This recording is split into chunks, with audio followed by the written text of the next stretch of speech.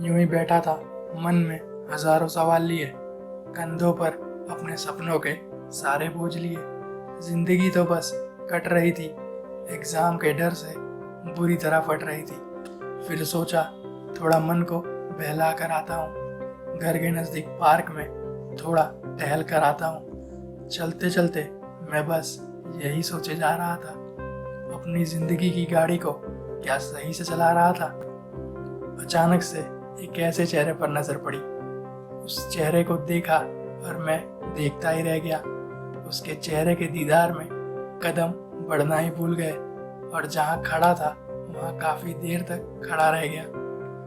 उसे देख आंखें भी पल के झपकना भूल गई। दिल की धड़कनें उसे देख मानो थम सी गई। उसकी तस्वीर अब तो दिमाग में थी छप गई। उसका हंसता चेहरा देख मन में मिश्री सी घुल गई। उसकी नज़रें बहुत कुछ बयां कर रही थी, बिना बोले भी वो बहुत सी बातें कह रही थी। बालों को अपने कुछ इस तरह आंखों से हटा रही थी। यही चीज़ें ही उसको दूसरों से अलग बना रही थी। वो कब मेरे सामने से चली गई कुछ पता ना चला। उसके जाते ही चारों तरफ अलग सी महक फैल गई, कुछ पता ना चला।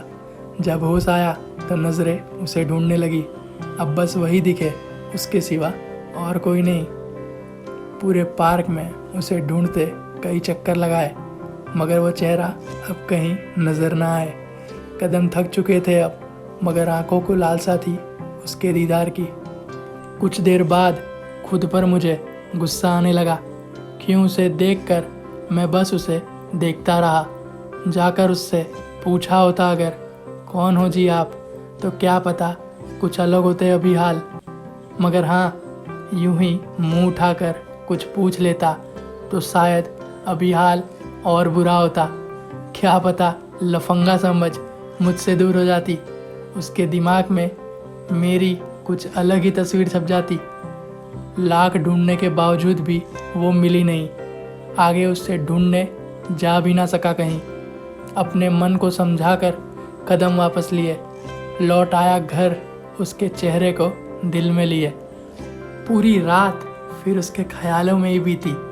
मन में पक रही थी उसकी और मेरी खिचड़ी।